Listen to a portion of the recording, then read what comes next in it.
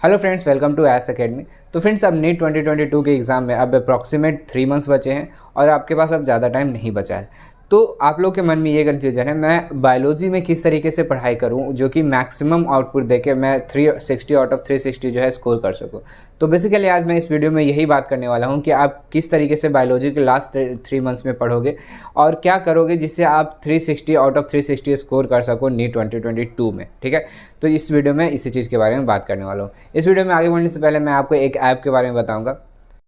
इस वीडियो में आगे बढ़ने से पहले मैं आपको एक ऐप के बारे में बताने वाला हूँ। चाहे कोई क्वेश्चन हो, चाहे कोई डाउट हो या कोई कॉन्सेप्ट समझ नहीं आ रहा हो, बोर्ड्स हो, जेई हो या नीट हो, कोई भी दिक्कत आ रही हो, सॉल्यूशन है फिलो ऐप। अपने डाउट को कभी भी क्लियर करें इन दिस 3 स्टेप्स। सबसे पहले इस ऐप को आपको प्ले स्टोर या फिर ऐप स्टोर से डाउनलोड कर लेना है। फिर आपको ईज़िली अपने फ़ोन नंबर से साइन अप कर लेना है। फिर आप वहाँ से जो है आप अपने क्वेश्चन का पिक्चर ले सकते हो या फिर टाइप करके सबमिट कर सकते हो। फिलो ऐप आपको 60 सेकंड में इंडिया के टॉप एक्सपर्ट से लाइव कॉल पे कनेक्ट कर देगा और आप अपने क्वेश्चन का आंसर वहाँ से ले सकते हो। तो इस ऐप का लिंक आपको डिस्क्रिप्शन में दिया गया है, वहाँ से जाओ, डाउनलोड करो और यूज़ करो। तो देखिए, यहाँ जो है वो लास्ट 3 मंथ जो बचे हैं इसमें सबसे इम्पॉर्टेंट क्या होता है। तो सबसे इम्पॉर्टेंट यहाँ पे ये हो जाता है कि आपको क्या पढ़ना है, क्या नहीं पढ़ना है, किस चीज़ से क्वेश्चन सॉल्व करना है, वो आपको पता होना चाहिए। ठीक है, अब आप ये सोचोगे कि हाँ मैं बहुत सारी किताब पढ़ लूँगा, बहुत सारे मॉड्यूल पढ़ लूँगा, बहुत सारा नोट्स पढ़ लूँगा, तो ये पॉसिबल नहीं है क्योंकि टाइम भी कम है। आपको सिर्फ बायोलॉजी ही नहीं देखना है, आपको फिजिक्स भी देखना है, केमिस्ट्री भी देखना है।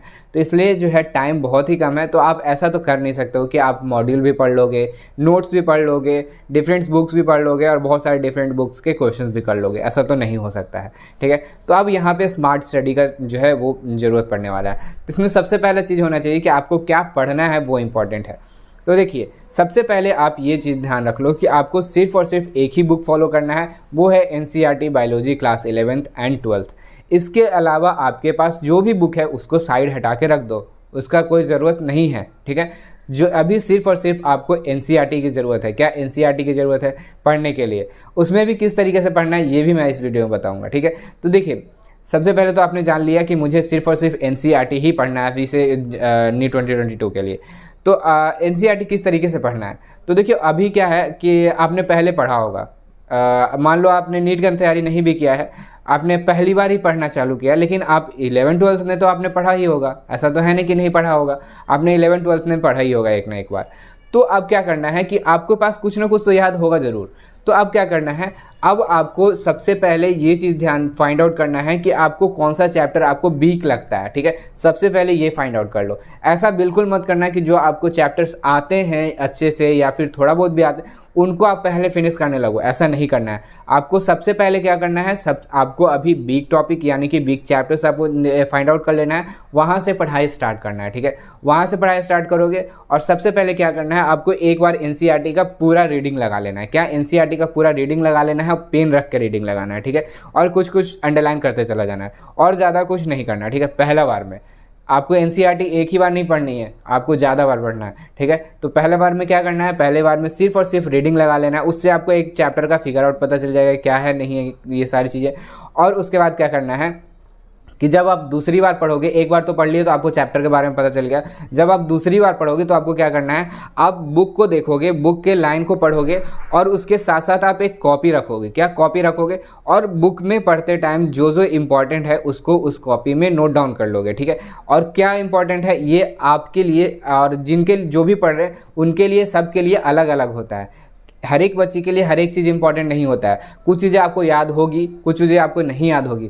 तो आपके लिए इंपॉर्टेंट क्या हो जाता है, आपके लिए इंपॉर्टेंट वो होता है जो कि आपको याद नहीं रहता है। ठीक है, ये इंपॉर्टेंट नहीं है कि इससे क्वेश्चन पूछाता है, वो तो इंपॉर्टेंट है ही। ठीक है, तो वो अगर आपको याद है तो उसको लिख के ही क्या फ़ायदा, वैसा नहीं करना है। क्योंकि अब ये नोट्स जो है फ्यूचर के लिए तो बना नहीं रहे हो कि हाँ फ्यूचर में कभी यूज़ आएगा। अभी आपको अभी के लिए ही देखना है। तो इसमें अभी सबसे पहले क्या करना है, आपको बायोलॉजी का सबसे पहले जो एनसीईआरटी है उसका चैप्टर का एक बार रीडिंग लगा लोगे। दूसरी बार क्या करना है, दूसरी बार जब पढ़ोगे एक कॉपी में आप उसको पढ़ते जाओगे और उसका इंपॉर्टेंट पॉइंट नोट डाउन करते जाओगे, और इंपॉर्टेंट पॉइंट वही होगा जो आपको याद नहीं रहता है, ठीक है। जो याद रहता है वो आपके लिए इंपॉर्टेंट है, लेकिन वो आपको उस कॉपी में नोट डाउन नहीं करना है, ठीक है। ये चीज़ आप ध्यान रखना, और उसको एक तो कोशिश करना कि क्वेश्चन टाइप में लिखो, ठीक है। जैसे कोई भी लाइन पढ़े वो आपको याद नहीं है तो उसको क्वेश्चन बना के उसका आंसर टाइप में आप नोट्स बनाने का कोशिश करो, ठीक है। तो ये एनसीईआरटी इस तरीके से आप पढ़ोगे, और हर एक चैप्टर का आपका करना है, ऐसा नहीं कि एक चैप्टर छोड़ दिया, नहीं। स्टार्टिंग करना है आपको अपने बिग चैप्टर से और जाना है पूरे सिलेबस तक, ठीक है। पूरे सिलेबस तक आपको ये ख़त्म कब तक कर लेना है, ये ख़त्म करने के लिए आपको जब आपका 1.5 महीना बचेगा उससे पहले तक आपका ख़त्म हो जाना चाहिए, क्या पूरा सिलेबस जो है एनसीईआरटी का वो ख़त्म हो जाना चाहिए, ठीक है। बायोलॉजी का ये हो गया, आपको किस तरीके से पढ़ोगे और कहाँ पढ़ोगे इसके बारे में। तो आपको एनसीईआरटी पूरे लाइन बाय लाइन याद कर लेना है। अभी से मान लो आप अभी हो तो अभी से मिनिमम 5 से 6 बार उसको रीडिंग लगा ही लेना, ठीक है। किसी ना किसी तरीके से आप उसको 5-6 बार रिवाइज कर ही लेना, अभी से लेके लास्ट एग्ज़ाम तक। आप पढ़ोगे तो आप तो 1.5 महीना पहले तक, लेकिन आप लास्ट तक कम से कम 6-7 बार जो है वो रीडिंग लगा ही लेना, ठीक है। तो ये हो गया आप क्या पढ़ोगे, कितने बार पढ़ोगे उसके बारे में। अब आपको देखना है क्वेश्चन सॉल्व करने का। देखो ये तो हो गया कि आप क्या पढ़ लोगे, क्वेश्चन सॉल्व करना भी बहुत इंपॉर्टेंट होता है। क्यों? क्योंकि क्वेश्चन सॉल्व करेगा तभी आपको पता चलेगा कि हाँ क्या मुझे याद रह रहा है, क्या मुझे याद नहीं रह रहा है। तो इसमें सबसे पहले क्वेश्चन सॉल्व करने के लिए आपको क्या देखना है, क्वेश्चन सॉल्व करने के लिए आपको एक बुक जो है वो आपको डेफिनेटली फॉलो करना है, और वो आप पूरा बुक सॉल्व ही करना, ठीक है। वो है आपका NCERT at your finger tips. क्या? NCERT at your finger tips, वो आप डेफिनेटली जो है पूरा बुक सॉल्व कर लो। अभी से डिसाइड कर लो कि आज अभी तो आप डेली एक चैप्टर जो पढ़ोगे वो सॉल्व करोगे, लेकिन धीरे धीरे स्पीड बढ़ाना। जब स्पीड बढ़ेगा तो एक दिन में 2 चैप्टर, एक दिन में 2 चैप्टर, एक दिन में 2 चैप्टर, ऐसे कर करके पूरा बुक एक बार आपको सॉल्व करना ही है, क्योंकि वो जो बुक है बहुत ही अच्छी बुक है और वो आपके लिए बहुत ही ज़्यादा इंपॉर्टेंट रहने वाला है। और मैं इस चैनल पे उस सीरीज़ करवा भी रहा हूँ NCERT at your finger tips का, तो अगर आप उस वीडियोज़ को भी फॉलो करोगे तो आप डेफिनेटली आप इस बुक को पूरे फॉलो जो है सॉल्व कर लोगे। मैं इस बुक को एग्ज़ाम से पहले कंप्लीटली सॉल्व करवा ही दूंगा, ठीक है। तो ये बात आप ध्यान रखना, ठीक है। ये हो गया।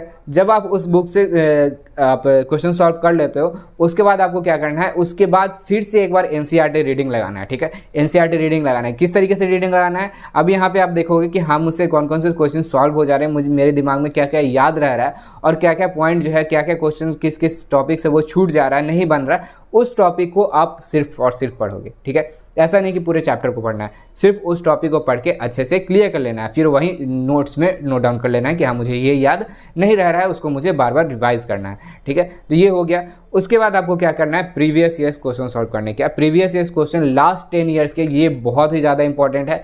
पहले अभी तो आप 32-33 ईयर्स का आ गया है, तो वो क्योंकि 33 ईयर्स एग्जाम हो चुके हैं, तो वो आप नहीं भी सॉल्व, ऐसे तो इंपॉर्टेंट वो भी है, वो भी आपको सॉल्व करना है, लेकिन आपके पास टाइम कम पड़ रहा है, नहीं आप सॉल्व कर सकते हो, तो लास्ट 10 ईयर्स के कम से कम आपको कंप्लीटली प्रीवियस ईयर क्वेश्चन जो है वो सॉल्व करना ही करना है। क्योंकि ये जो है ये लास्ट 10 ईयर्स के क्वेश्चन जो है उसमें से डायरेक्ट क्वेश्चन आपको पूछे जाते हैं, तो इसलिए मैं कहूँगा कि आपको लास्ट 10 ईयर्स के क्वेश्चन डेफिनेटली एक बार सॉल्व जरूर कर लेना, ठीक है। ये हो गया। उसके बाद आपको टेस्ट सीरीज देना है। टेस्ट सीरीज किस तरीके से देना है, फिलहाल अभी सिलेबस वाइज लेना है। देखना ऐसा टेस्ट सीरीज आप चूज़ करना जो कि अच्छा टेस्ट सीरीज हो, कोई भी टेस्ट सीरीज उठा के मत देने लगना ना। मैं तो कहूँगा कि आपका जो अच्छा इंस्टीट्यूट है, जैसे आपका एलन हो गया, आकाश हो गया, ये इनमें टेस्ट सीरीज ज्वाइन कर सकते हो तो कर लो, नहीं तो इनके पेपर्स भी मिल जाते हैं, उनके पेपर्स लेके वो सॉल्व कर सकते हो।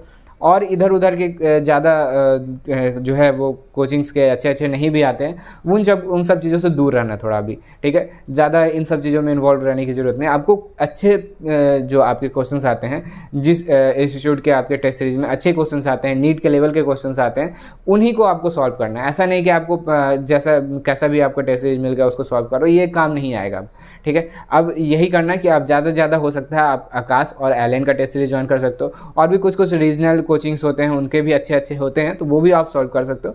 अगर आप ज्वाइन नहीं कर पाते हो तो आपके पास वो उनके क्वेश्चंस भी बाहर मिल जाते हैं, ऑनलाइन मिल जाता है, वो प्रिंट करके आप बना सकते हो। तो ये हो गया टेस्ट सीरीज के बारे में। तो आपको कैसा टेस्ट सीरीज ज्वाइन करना है, आपको टेस्ट सीरीज वैसा ज्वाइन करना है जिसमें पहले की पार्ट वाइज टेस्ट हो। क्या? पार्ट वाइज टेस्ट हो, उसके बाद फुल सिलेबस टेस्ट हो। पहले पार्ट वाइज टेस्ट देना है और उस पार्ट वाइज टेस्ट में देके आपको देखना है कि क्या आपको किस टॉपिक से क्वेश्चन छूट रहे हैं, यानी कि किस टॉपिक से क्वेश्चन गलत हो रहा है, उस टॉपिक को आप दोबारा एनसीईआरटी जाके पढ़ो और उसको फिर नोट डाउन करो अपने नोट्स में। तो ये सारी चीज़ें आपको करना है। तो और एनसीईआरटी जो है आपके लिए बहुत इंपॉर्टेंट होने वाला है। आप एनसीईआरटी को जितना बार हो सके उतना बार पढ़ो और जो भी आपको दिक्कत लग रहा है उसको बार बार नोट डाउन करो, उसके क्वेश्चंस को सॉल्व करो। तो ये सारी चीज़ें आप करते हो तो डेफिनेटली आप जो है 360 नहीं तो 350 तो आप डेफिनेटली स्कोर कर सकते हो। ठीक है, तो ये चीज़ें जो मैंने आपको बताया, सबसे पहले एनसीईआरटी पढ़ना है, NCERT at your finger tips solve करना है, फिर आपको जो आपका जो प्रीवियस क्वेश्चन है उनको सॉल्व करना है और टेस्ट सीरीज देना है। तो ये सारी चीज़ें आप करते हो तो डेफिनेटली आप 360 तो स्कोर कर ही लोगे, नहीं तो आप 350 तो डेफिनेटली कर लोगे। ठीक है, तो यही सारी चीज़ें जो था मुझे आपको इस वीडियो में बताना। तो आई होप आपको सारी चीज़ें समझ में आ गए हैं और इनको आप फॉलो ज़रूर करोगे। तो बस इस वीडियो में इतने रखते हैं। आई होप आपको सारे समझ आ गए हैं तो आप इस वीडियो को लाइक कीजिएगा, अपने सभी दोस्तों के साथ इस वीडियो को शेयर कीजिए ताकि उनको भी इन सारे इन्फॉर्मेशन के बारे में पता चल सके। और अगर आपको कोई भी कन्फ्यूजन होता है तो आप हमें कमेंट करना, मैं उस कमेंट का ज़रूर रिप्लाई करूँगा। अगर आप हमारे चैनल पर पहली बार विजिट कर रहे हो तो हमारे चैनल को सब्सक्राइब जरूर करना, क्योंकि हम लोग ऐसे ही अच्छे कंटेंट्स लाते रहते हैं। तब तक के लिए इस वीडियो में इतना ही, मिलते हैं किसी अगले वीडियो में। Thanks for watching.